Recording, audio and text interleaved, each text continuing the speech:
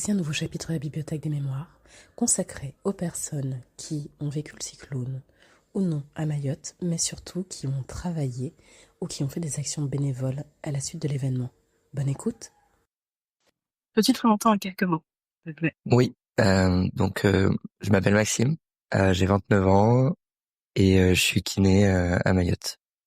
Depuis quand es-tu ici à Mayotte? Ça fait 2 ans et demi que je suis ici et je vis à Kawani depuis le début de mon arrivée ici. Est-ce que tu avais déjà vécu un événement traumatique de ce type ou un autre événement? Non, jamais. Est-ce que tu avais déjà entendu des récits amicaux ou familiaux de tempêtes ou de passages de cyclones, peut-être de personnes qui avaient déjà vécu? J'avais entendu parler de la part d'amis de passage de cyclone à La Réunion en Guadeloupe. Et pour ici, j'avais pas entendu parler, j'avais lu quelques romans qui retraçaient le passage de cyclone et la façon dont les gens le vivaient à l'époque où le territoire était peu développé. Ah oui, quel roman? Je crois que c'est Atoumani Nassour qui en parle dans un de ses romans. Ah, je te pose la question parce qu'on cherchait des références avec une amie. Ouais, après c'est romancé, ouais, mais il me semble que dans ses romans à lui, il en parle dans sa jeunesse. Quand ça a été annoncé, est-ce que tu as cru que ça allait toucher Mayotte ou pas? Ouais, ouais, et ça faisait même avant qu'il soit annoncé, on checkait la météo et parce qu'on voulait faire une sortie bateau ce week-end-là et donc on avait déjà vu qu'il y aurait un peu de vent et puis ça s'est précisé et donc oui on avait. Donc vous a dit pas raisonnable de faire une sortie bateau. Oh, exactement, exactement. Comment vous êtes préparé? Nous, on avait pas mal de réserves en bouffe parce qu'on est une grosse coloc, donc on n'a pas eu besoin de faire de réserves supplémentaires en termes de nourriture. D'autant plus que nos colocs, certains partaient en vacances, ou étaient partis en vacances juste avant. Par contre, on a anticipé avec des réserves d'eau depuis le début de semaine. Donc on avait à peu près, je pense, en tout sur la coloc, réussi à mettre entre 15 et 20 packs d'eau. Donc on avait une petite marge assez importante, on va dire. Tu as organisé ta maison, tu as préparé quelque chose. Ouais, ouais. Le vendredi, j'ai pris une journée off pour justement dégager tout l'extérieur, enlever tout le mobilier qui était susceptible de s'envoler, couper les bananiers qui étaient susceptibles de tomber sur des fils électriques. Et ensuite, on a les varangues qui sont très exposées, donc on a vidé les varangues de tout ce qui pouvait s'envoler. Et on a même rentré les scooters dans les varangues en les couchant au sol pour éviter qu'ils tombent à l'extérieur. J'avais rangé également ma voiture dans la petite cour pour protéger au maximum tous les éléments. Et toi, tu pensais que la maison allait résister ou vous aviez des doutes? On s'est un petit peu posé la question parce finalement c'est dur d'avoir un vrai ressenti. Que représente Windy à un moment a annoncé 250 de rafale. Qu'est-ce que ça représente? C'est assez compliqué de s'en rendre compte. Donc on se disait que c'était du dur et qu'il y avait de grandes chances que ça tienne. Mais on avait aussi évoqué un moyen de communiquer avec la coloc du bas au cas où s'il y avait un problème en haut, de pouvoir rapidement descendre et que lui puisse nous accueillir en bas. Parce qu'on s'est posé cette question de est-ce que le toit va tenir? Est-ce que les vitres vont tenir? Vous étiez bien préparé? Non, non, non, on était, quand je dis préparé, on l'avait évoqué et on s'était dit qu'il fallait qu'on reste attentif en fait les uns aux autres, les uns aux autres. Et du coup, la chance qu'on a eue pendant le cyclone, c'est que nous on avait du réseau, donc on arrivait à communiquer entre nous et à se dire est-ce que ça va là-haut, est-ce que ça va en bas. Et donc on a toujours pu le faire. Et on n'avait pas anticipé que potentiellement il y aurait plus de réseau, mais je pense qu'on était surtout C'était surtout, on fait attention parce que si jamais on entend qu'il y a besoin, on se prépare à ouvrir les portes vite, notamment pour nous qu'on puisse descendre. Ouais. Donc vous vous étiez préparé. Est-ce que tu as l'impression que ton entourage, tes voisins, il y a eu la même préparation? Non, non, non. Franchement, c'est moi quand j'en parlais avec mes patients, avec mon collègue de travail, avec les voisins, tout le monde avait la référence de 2021, je crois. C'est où bah, il passera pas, de toute manière, il va passer au-dessus. Donc je crois que j'ai quelques patients qui m'ont qui m'ont un peu écouté et qui ont fait quelques réserves d'eau parce que je les ai dit, leur ai signalé qu'il allait y avoir potentiellement quelque chose et ils m'ont dit ah bon, on n'est pas du tout au courant. Ok, bon je vais regarder et puis du coup ils ont fait des réserves le jeudi et le vendredi un petit peu je crois. Euh, les voisins sur la préparation, on sentait ouais un peu de flou et puis du déni mais qui est aussi lié à la communication générale qui était très floue et sans doute pas assez alarmiste pour cette situation. Comment tu l'as vécu toi le cyclone? T'étais ici, t'étais au travail, comment ça s'est déroulé? Alors du coup moi ça le vendredi matin j'ai travaillé un tout petit peu puis en fait rapidement je suis revenu chez moi parce que ça commençait un peu à devenir angoissant et que j'avais envie de préparer ma maison, j'avais envie d'éviter que ce soit le bazar ici donc d'anticiper sur les scooters sur tout ça. Donc je travaillais pas.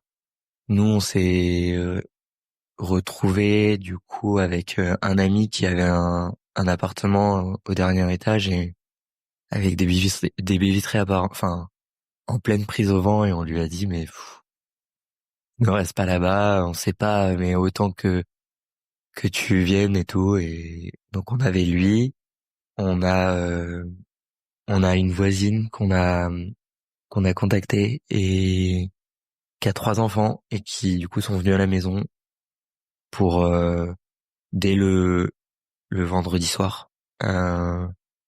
Parce que ils avaient un peu nulle part où aller, le lycée n'avait pas forcément mis de choses pour les accueillir, hormis ouvrir les portes, mais donc on leur a proposé de venir et ils sont venus. Et donc on s'est retrouvés entre nous à préparer les choses de façon assez sereine, malgré tout, pas trop d'agitation, un peu de calme. Le soir, je me souviens qu'on a regardé un film avec les enfants, on a mangé, on a discuté. Ça nous a semblé on a vraiment vécu ce calme avant la tempête, d'autant plus que le vendredi soir, le coucher de soleil était magnifique, enfin tout rose, le calme.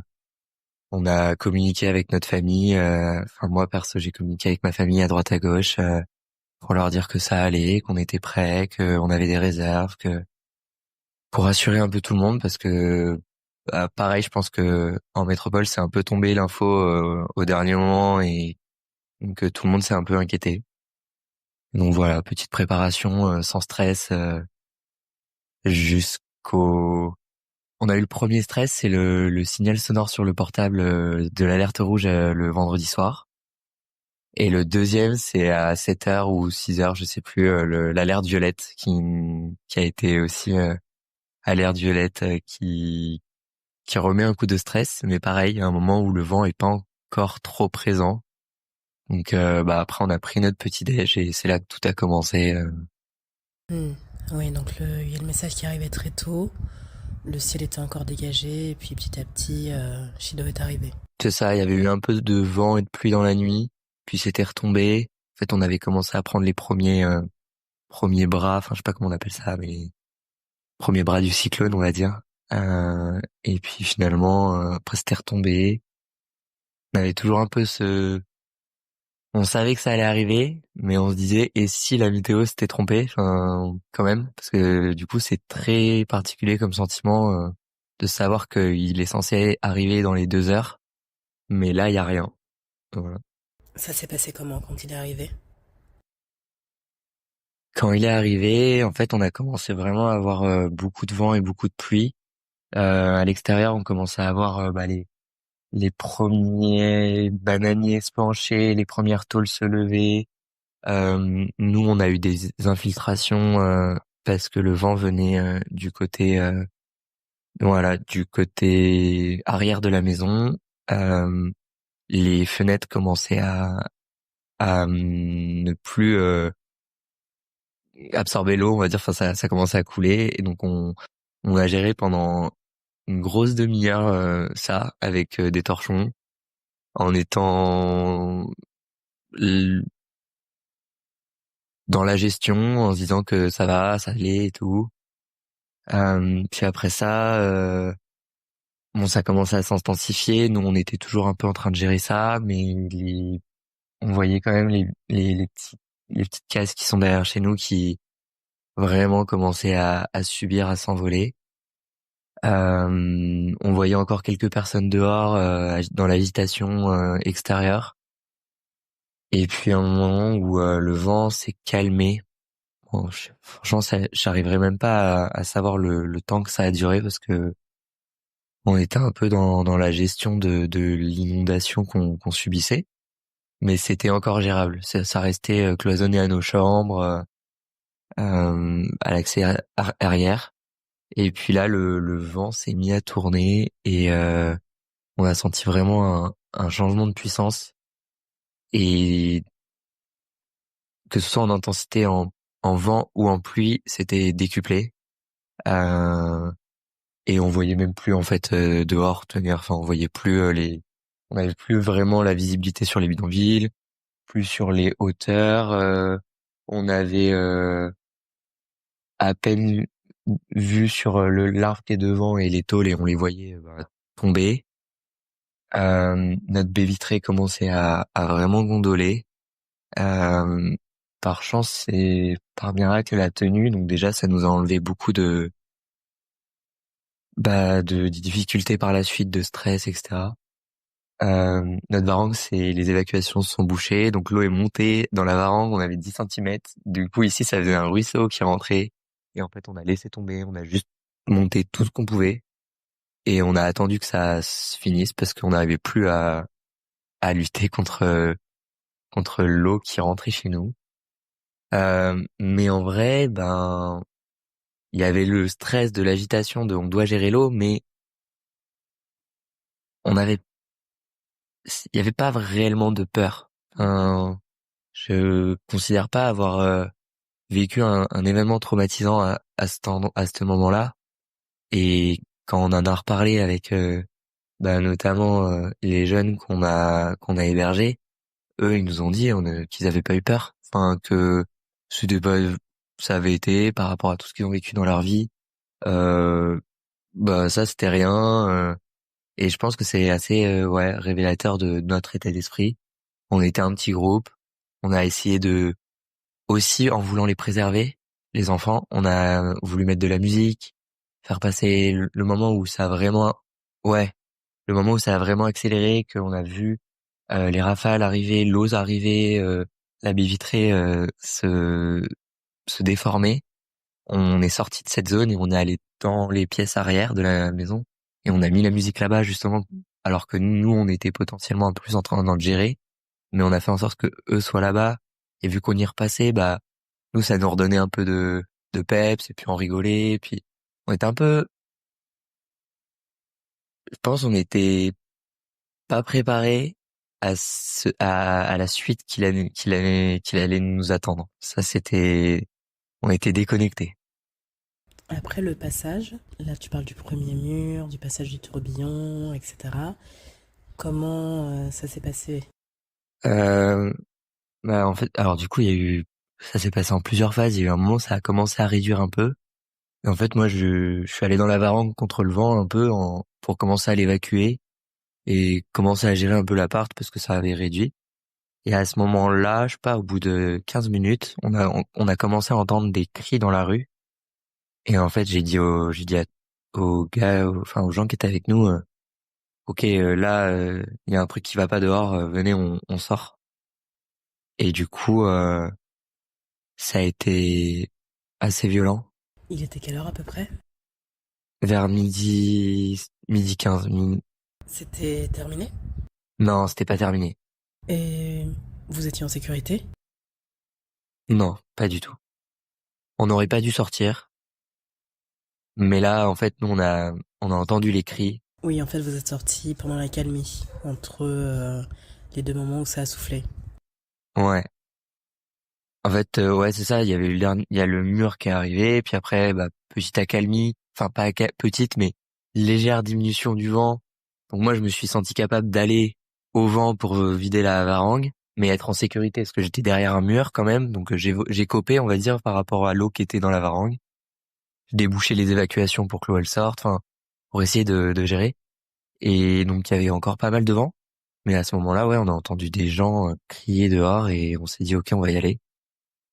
Et quand on a ouvert le portail, on a une vue nous dégagée en temps normal sur le bidonville qui est juste derrière chez nous. Et ben en fait, il y avait plus rien. Et dehors, moi, ça m'a rappelé les images de gens qui fuient la guerre avec bébé, enfants dans les bras, des blessés, des gens avec des coupures et des gens qui pleurent, qui crient. Ça faisait vraiment exode. Il y avait beaucoup de monde. Franchement, et c'est là où on en avait conscience, mais c'est là qu'on a réalisé que il y avait eu un manque de communication énorme et qu'on avait laissé ces gens abandonnés dans leur bidonville sans les prévenir ou en faisant un semblant de com, mais où on leur a pas dit clairement ce qu'il allait leur arriver, parce que je pense que personne n'est bête et que une grande partie de la population aurait écouté et aurait pris la décision de descendre, protéger leurs affaires, etc. De la communication sur quoi, par exemple? Les centres? Par rapport au fait que exactement, en fait, ils ont ouvert les centres d'accueil le vendredi soir et donc le lycée des Lumières qui est juste à côté de chez nous en faisait partie. Il a été ouvert, je sais pas, la communication sur lui, il a été vers 17h, je crois. Enfin, le truc hyper tard aussi où les gens, Oui, donc les gens n'avaient pas l'info, n'ont pas eu le temps de se retourner. ouais, c'est ça. Et très tard par rapport à la possibilité pour des gens de préparer leurs affaires et de se dire ok, enfin peut-être avant en vrai, mais c'était quand même euh, hyper tard et pas assez de pas assez poignant comme communication pour que les gens comprennent qu'il y allait avoir quelque chose de grave. Et en fait dehors, bah ça c'est quand on est sorti, c'est ça qu'on a compris. Enfin ça s'est vu. Euh, Nous on a eu le sentiment que du coup c'était qu'il y avait plus de couleurs, tous les arbres, toute la toute la dune était grise. Euh, D'habitude les mangas sont colorés. Là tout est au sol, tout est recouvert de boue, donc en fait on voit plus rien. Euh, et du coup, hein, ouais, le mot désolation a beaucoup été utilisé et je pense que c'était assez révélateur de ce que on vivait sur place. Euh, Quelque chose de d'apocalyptique et catastrophique. Voilà, tous ces mots qui ont pu être utilisés étaient vraiment euh, la façon dont nous on voyait les choses. Pendant le cyclone et après, qu'est-ce qui vous a permis de tenir? Enfin, pendant, tu parlais des enfants, du fait qu'il y ait de la musique, que vous étiez occupés, que vous soyez un groupe d'adultes rassurants. Et après, une fois que tu as ouvert la porte, comment ça s'est passé? Qu'est-ce qui t'a permis de tenir ou pas? Ouais, bah ouais, alors euh, ce qui nous a permis de tenir, bah déjà ouais, pendant comme tu disais, c'est ambiance qu'on a réussi à mettre ce petit cocon où on était un peu déconnecté, mais bon, on avait on essayait de continuer à sourire et à se dire bon, de toute manière, on n'a pas le choix, on doit le subir, mais autant être bien entre nous. Et puis avec les enfants qui étaient là, où on avait ce côté peut-être protecteur, donc on devait tenir aussi pour eux, pour pas montrer nos failles. Si on montre notre faille, enfin nos failles, forcément eux, ça va les impacter, alors que si on est fort, ils vont moins ressentir la peur, donc ils vont moins avoir peur, aussi de suite. Après, sur l'extérieur, honnêtement, je pense que les 2 premiers jours, j'ai pas tenu. J'ai été au bout du rouleau. Euh, j'ai eu la chance d'avoir le réseau, donc j'étais avec ma famille au téléphone beaucoup, avec mes amis au téléphone beaucoup, parce que pour eux aussi, c'était un moyen de les rassurer, étant donné que beaucoup de gens n'avaient plus de réseau sur l'île. Donc, vu que on était quasiment les seuls à avoir du réseau, en fait, on était un peu monopolisés dans les appels. Mais ce qui au début avait un côté rassurant, on se sentait soutenu et on pouvait exprimer un peu notre tristesse et notre désarroi. Et à un moment donné, c'est devenu un peu pesant en fait. J'ai remercié tous les jours les gens qui me soutenaient, mais la répétition en fait, moi, me faisait rentrer dans une boucle qui était difficile à gérer. Euh, et on a eu la chance de rencontrer une équipe de bénévoles au lycée des Lumières le lundi, et de se dire le lundi après-midi, je crois, et de se dire ok, bah nous on va revenir demain matin, et tout le monde s'est dit la même chose. Donc on s'est retrouvé à 8 bénévoles à être là-bas. C'était prévu? Non, du tout. On est arrivé en même temps le lundi par hasard finalement, parce qu'on aurait pu arriver certains le lundi matin, les autres le midi et tout. Et en fait, dans un laps de 3 heures, on s'est tous retrouvés, tous demandé est-ce qu'il y avait besoin d'un petit coup de main. Et puis on a mis les choses en place, et le lendemain on s'est dit ok, on va revenir. Et puis tout le monde est revenu. Comment ça s'est passé, organisé? Ouais, euh, en fait, du coup, par rapport à tout ça, je vais revenir en arrière. C'est que quand nous on est sortis, on a vu les gens, on a apporté des soins aux premières personnes qui étaient dans la rue. On les a fait venir chez nous, on les a soignés, on leur a donné des vêtements, on leur a donné de l'eau et de la nourriture. Et et là, on a pris une claque, parce qu'en fait, on a compris que il y avait pas que eux, et en fait, c'était tout le monde qui était que dans leur situation. Et donc on les a ensuite accompagnés au lycée. Et au lycée, on a vu qu'il y en avait énormément de gens blessés, il y avait du monde partout, et surtout personne pour accueillir. Il y avait le proviseur adjoint qui était là et qui ouvrait les portes et encore essayait de réguler parce qu'il avait trop de monde. Il était tout seul. Euh, et du coup, avec mes colocs, on a fait notre petit tour des établissements scolaires de Kawani, en faisant les soins de première nécessité qu'il y avait à faire à chaque endroit, en essayant d'aider comme on pouvait. LPO, ils avaient prévu des repas, donc on a participé à la distribution des repas. Euh, au lycée Lumière, du coup, on a fait les soins. À Mchindra, ils ont fait des soins, eux en particulier, pendant que nous on faisait de la distribution. Je parle de mes colocs, voilà. Et ensuite, on s'est un peu séparés.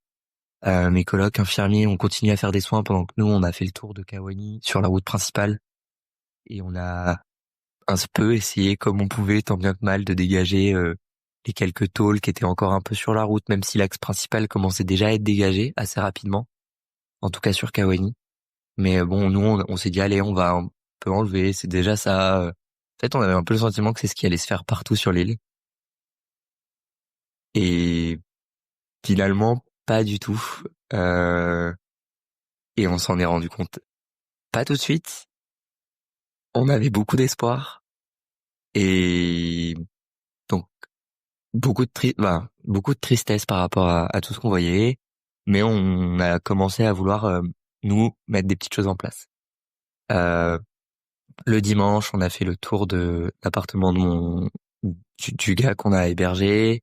Moi, j'ai fait le tour de mon cabinet, de l'appartement de mon collègue qui était en métropole à ce moment-là. Euh, voilà, on a commencé à se mettre en place, mais d'abord plutôt on fait le tour de tout ce qu'on a à faire. Et c'est le lundi en fait qu'on a décidé de retourner dans les établissements. Et en fait, quand on a compris qu'on avait un rôle à jouer dans les établissements et que euh, surtout dans le comportement des sinistrés, on a vu un changement entre le jour où on les a vus la première fois, tous attristés, fatigués, pas beaucoup de sourires, et les 2 jours après, on a commencé à leur donner à faire des distributions alimentaires, et on a revu les enfants commencer à sourire. En fait, c'est eux qui nous ont portés. Quand tu parlais de qu'est-ce qui vous a fait tenir, honnêtement, la population locale, leur résilience, elle a été incroyable. Quand on voyait les gens le jour même récupérer du matériel pour refaire leur bidonville, et que nous, on était en train de se dire, ouah, tout est détruit, et on s'attristait sur notre sort. Ben, en fait, on s'en est servi aussi. On s'est servi de eux en se disant, mais on peut pas nous s'apitoyer sur notre sort. On a tout qu'a tenu. Euh, on va s'occuper de notre maison, de notre jardin qui est détruit, de tout ça. On va s'occuper des gens parce qu'on va faire comme eux en fait. On va avancer. Et donc il y a plein de petits éléments qui nous ont beaucoup servi en fait dans tout ça. Et je pense que la population locale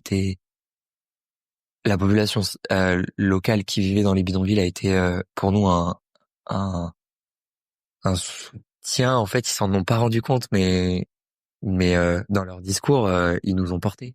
Ils nous donnaient ouais, ils nous donnaient la foi de continuer. Enfin, ils nous ont transmis leur foi. Je suis pas quelqu'un forcément croyant, en tout cas pas sur une religion monothéiste.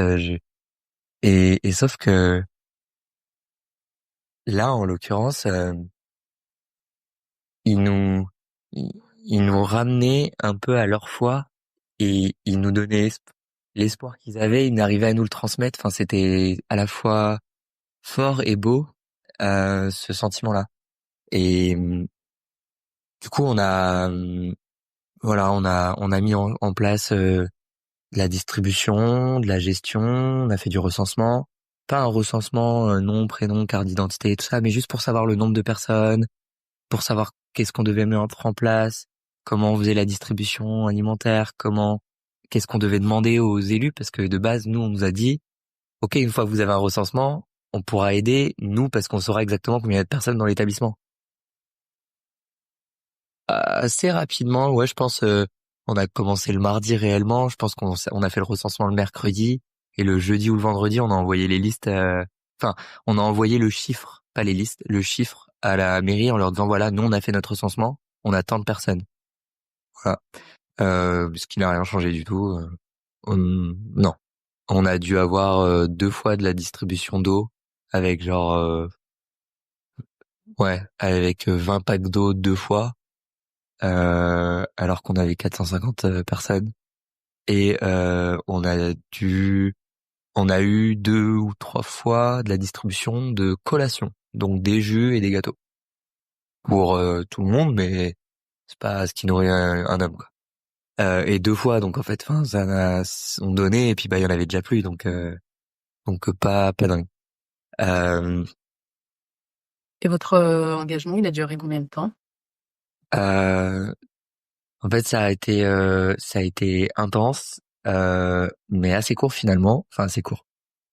Oui et non, parce que en fait, les établissements scolaires ont annoncé qu'ils allaient fermer. Enfin, les établissements d'accueil, pardon, ouais, ont annoncé qu'ils allaient fermer. Et juste avant ça, on a été un peu mis à la porte, nous, par les élus, qui nous ont dit qu'on servait pas à grand-chose et que, au contraire, on, on dérangeait et que c'était pas bien ce qu'on faisait et qu'ils pouvaient gérer sans nous, alors que c'était nos cagnottes qui servaient à nourrir les gens. On n'avait jamais vu d'aide de qui que ce soit et c'était notre organisation qu'on avait mis en place, alors que les quelques élus qui étaient là, enfin ou les quelques membres de la mairie, parce que c'est pas des élus en soi, c'est des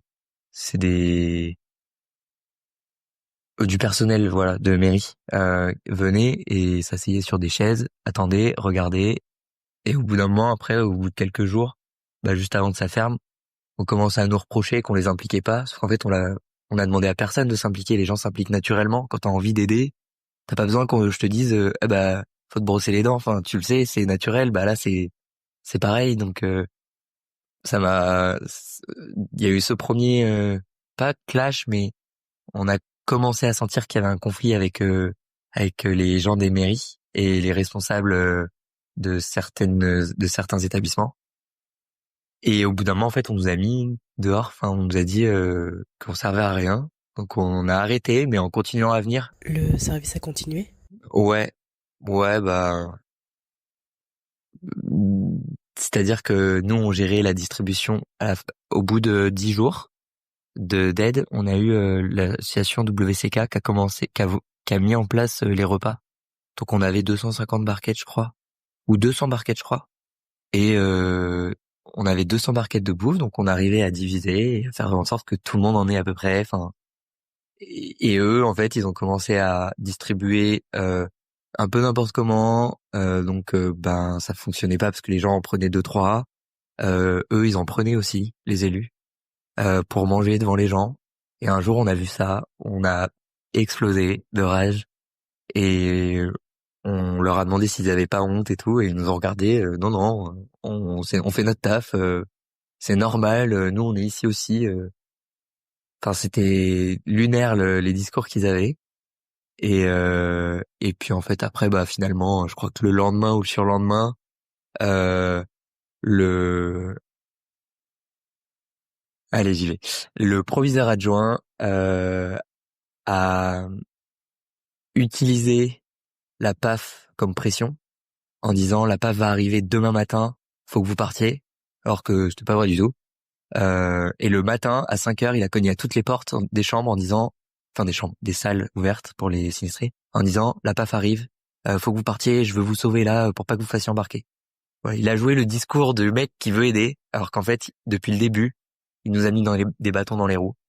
Je comprends qu'il était seul à gérer, que c'était pas facile pour lui, mais au moment où il a vu qu'on s'impliquait, qu'on était en train de nettoyer, on a élagué son établissement avec les jeunes, on a nettoyé tous les jours.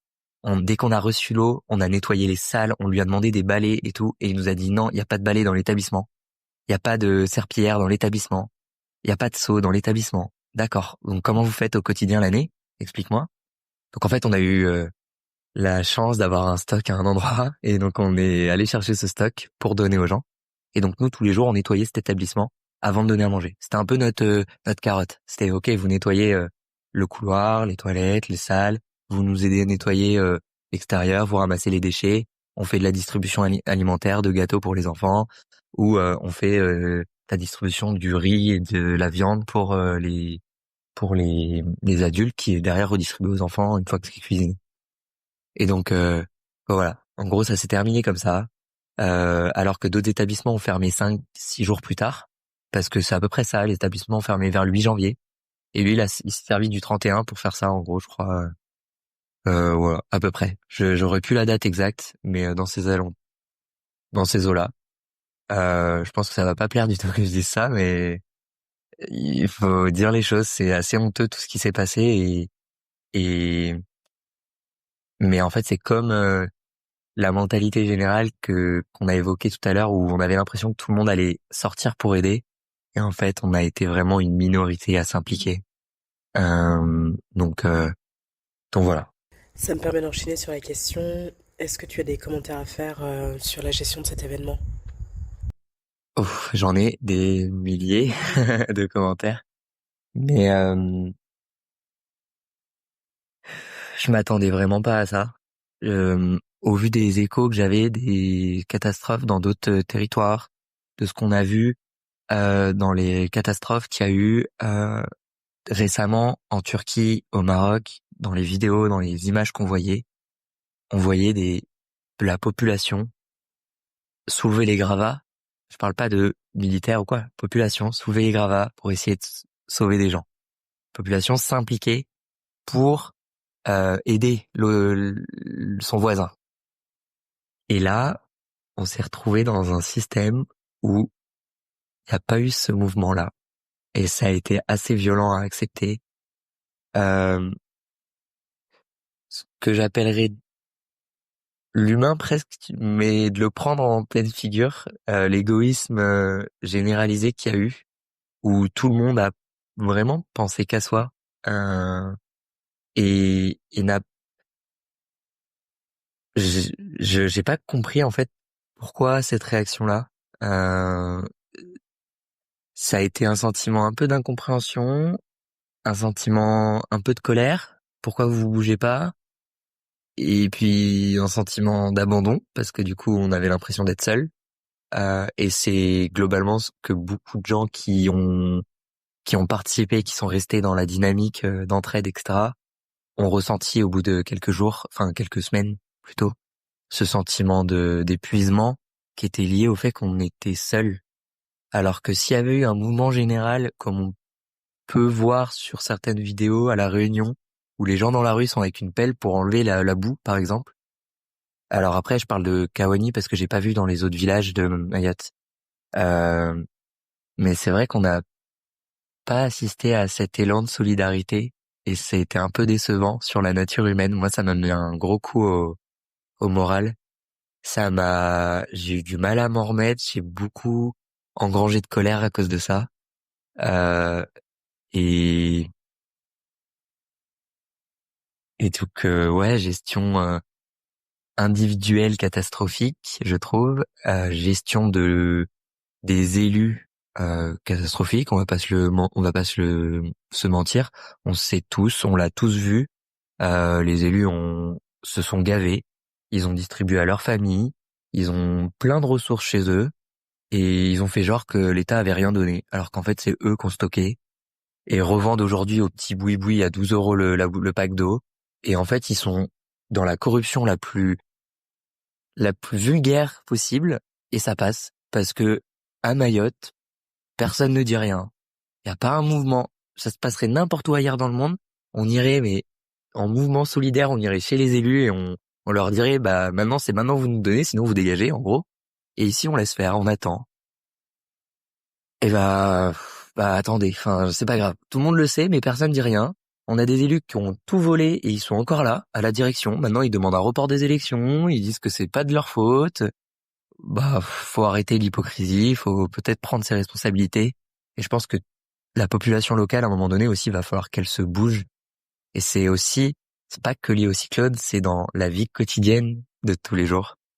Euh, mais voilà, c'est les élus.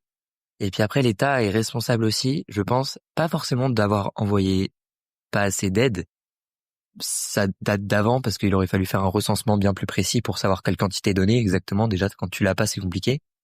Mais une fois que tu as envoyé de l'aide, parce que j'en ai parlé avec des militaires qui nous ont dit, nous, on a envoyé des choses. On a eu un pont aérien, on a eu ce truc. Nous, on avait un peu de mal à le voir, mais on s'est rendu compte après que c'était pas forcément de leur faute. Par contre, là, l'État où il est fautif, c'est qu'il a pas fait, et c'est ce qu'il devrait faire à Mayotte et comme dans plein d'autres endroits, hein, de surveiller la chaîne du point A au point B pour surveiller que ce qu'ils ont demandé, ça se réalise, ça se met en place. Là, ils ont laissé faire. Et en fait, ça a été catastrophique à tous les points de vue. Donc voilà, je pense qu'il y a pas grand-chose qui a fonctionné pendant ce cyclone. Moi, j'ai rencontré des gens extraordinaires, que ce soit dans les bénévoles ou dans les sinistrés. J'ai rencontré des gens que j'aurais jamais eu l'occasion de voir sans ce cyclone. Je sais plus s'il y a une question après encore. Oui, il y a une question après, elle est un peu libre, c'est est-ce que tu souhaites rajouter quelque chose? Donc du coup, je vais embrayer sur la suite. En fait, c'est qu'au bout d'un moment, quand on a tous explosé, on a implosé physiquement, mentalement. On a pris la décision de rentrer en métropole. Moi, j'avais repris un peu le travail depuis début janvier et j'avais beaucoup moins de tolérance avec mes patients dans leur complaisance, dans leurs plaintes, dans leur discours. Et j'ai senti de la colère, de la rage et presque de la méchanceté. Je me suis dit, ok, tu vas pas bien. Du coup, je suis rentré en métropole. Et en fait, ce cyclone m'a permis de réaliser euh, que j'avais un travail à faire et je l'ai fait et je pense en avoir grandi. Donc en fait, il m'a aussi apporté dans le malheur, j'en ai tiré beaucoup de positifs personnels et aussi pour mon entourage. Mais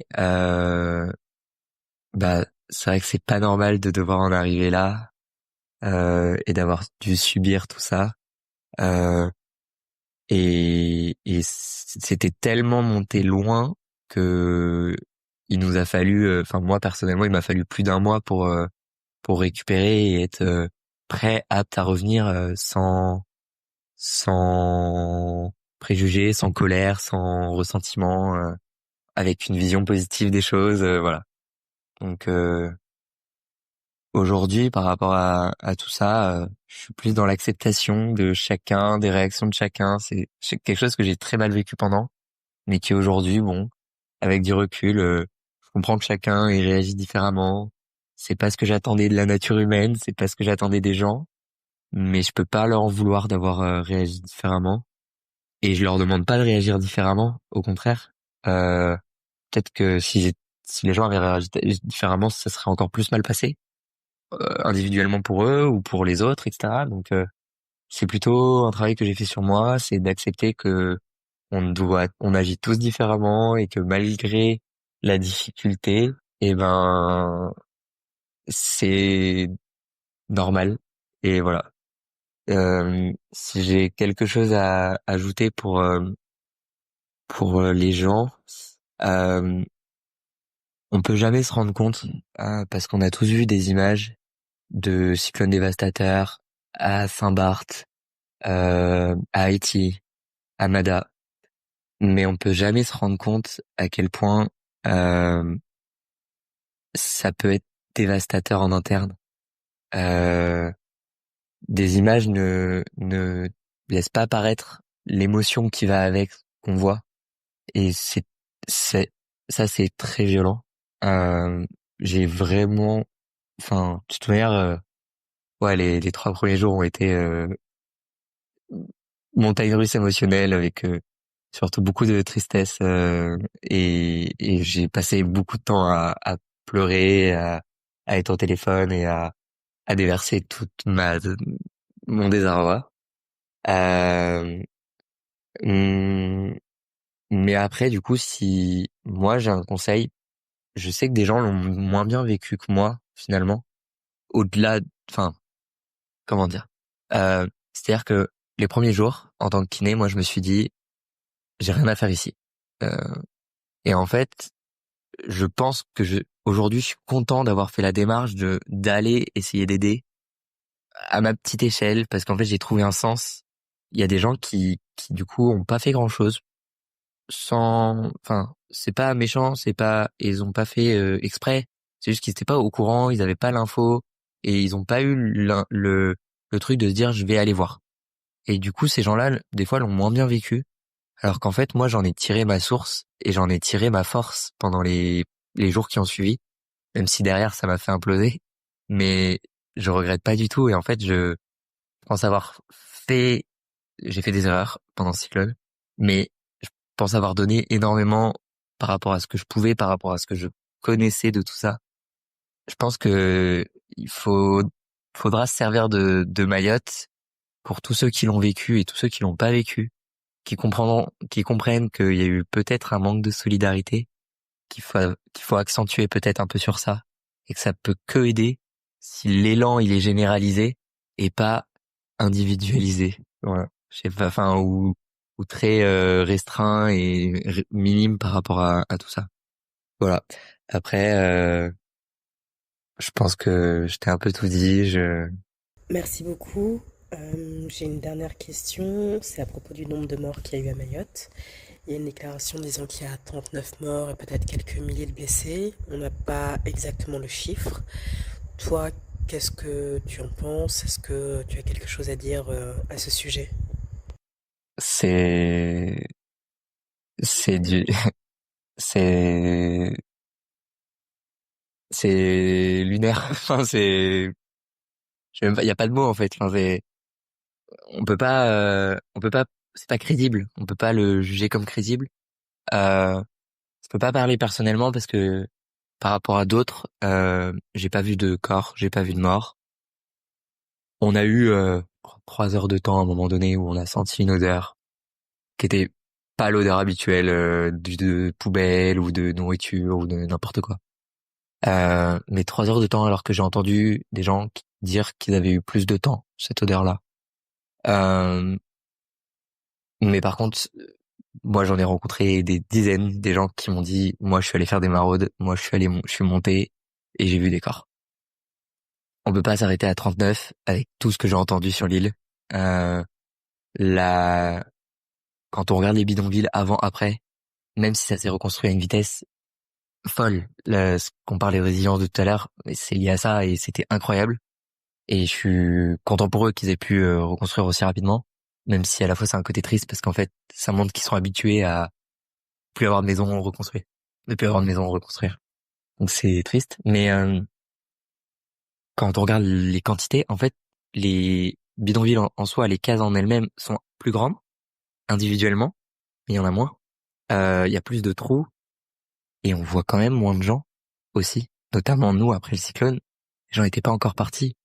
Il y avait pas grand monde. Quand on est monté, parce que du coup après le lycée, on a continué à faire de la distribution alimentaire et des soins.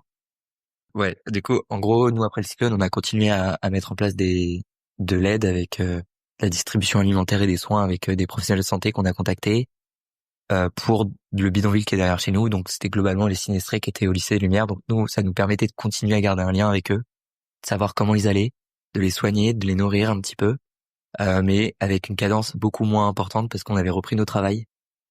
Et on a mis en place de la vaccination aussi à la maison. On a fait venir les personnels de vaccination et on a ouvert notre maison pour que les gens descendent et viennent se faire vacciner. Parce qu'en fait, ils n'avaient pas confiance pour aller au CHM. Et d'autant plus que l'étage de vaccination, il avait explosé. Donc en fait, ils cherchaient des établissements. Et vu que le lycée a fermé, ils avaient plus nulle part où le faire. Donc en fait, on les a invités à la maison. Et on a réussi à convaincre une centaine de personnes sur une journée à venir, enfin sur une grosse matinée à venir se faire vacciner. Donc on était vraiment contents de ça. Et on voyait aussi du coup la confiance que les gens nous faisaient. Parce que au début, ils étaient un peu tous réticents à venir, même au lycée ou ailleurs, parce qu'ils avaient peur, notamment de la PAF. Alors que quand on a mis la vaccination, ils nous ont tous dit oui, oui, on arrive, c'est cool, merci de faire ça, c'est chez vous et tout. En fait, il y avait cette notion de confiance qui est rentrée en jeu au bout d'un moment et qui nous a donné cette force, comme je te disais tout à l'heure. Ça en a rajouté aussi. La confiance qu'ils nous ont donnée, sachant qu'ils la donnent pas à tout le monde, elle nous a galvanisé pour tout le reste. Et du coup, pour en revenir aux morts, bah du coup même quand nous on faisait nos maraudes ou il y a pas grand monde quand même. Enfin, et le sentiment qu'il y avait un peu plus de monde avant, que c'était un peu plus que ça grouillait un peu plus, et qu'aujourd'hui bah moins. J'irai pas. Je sais qu'à un moment donné il y a des chiffres qui sont sortis de 50 à 80 000. Je sais pas si tu les avais entendus. De la gendarmerie. Enfin, sorti d'un mec qui a dit j'ai un contact dans la gendarmerie, ils sont passés avec des hélicos à caméra thermique et ils ont vu tant de corps et c'était le chiffre entre 50 et 80 000 sur l'île. Je sais pas si on peut aller aussi loin, c'est compliqué à estimer, mais 39, faut arrêter de se foutre de la gueule du monde. Et au-delà du chiffre en lui-même, je trouve que c'est révélateur aussi de l'implication de l'État à Mayotte et du fait qu'ils s'en fichent et ils savent très bien que personne va vraiment demander parce que on laisse tomber donc c'est un peu malsain et je trouve que c'est d'autant plus dommage que d'avoir un nombre de morts exact, on a 39 morts, l'État peut justifier auprès des médias, on a limité la casse, on a géré la crise, on a mis ça en place. Tu as 10 000 morts, ce qui me semble pas un chiffre déconnant. Et ben c'est pas la même implication parce que ça devient la plus grosse catastrophe de France, jamais recensée en France, hors guerre, en termes de catastrophes naturelles, ça devient le plus gros truc en France, je crois, ou dans les plus gros en tout cas, mais on n'est pas loin des plus gros, je pense. Et et du coup, ben, la responsabilité de l'État, elle devient, elle devient présente. Ben, on peut légitimer de dire que l'État est responsable de tout ça. Alors que là, avec 40 morts, enfin 39, bon bah, on a géré. Et on peut pas leur dire. Et puis les médias vont pas insister là-dessus. Ils ont insisté un petit peu, j'ai vu, mais ils peuvent pas. Donc, je trouve que c'est hyper dommage de pas avoir de chiffres aussi pour ça, aussi pour responsabiliser les élus. Parce qu'il y a l'État, mais il y a les élus. C'est pareil, c'est la même chose, c'est le même combat. C'est des gens qui sont censés protéger la population, qui vit chez eux dans leur commune, et aujourd'hui ils l'ont pas fait. Et ça, je trouve ça hyper grave en fait. Et j'aimerais qu'on ait ce chiffre pour pouvoir responsabiliser chaque strate de la société. Et voilà. Je te remercie beaucoup pour ton témoignage. Bah merci à toi. Je n'ai pas d'autres questions, on peut clôturer ici. Merci. Ouais, carrément. Avec plaisir.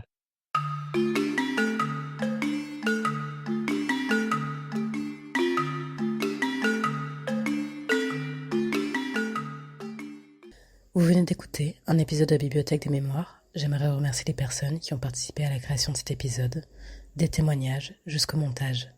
Merci et à bientôt pour un nouvel épisode.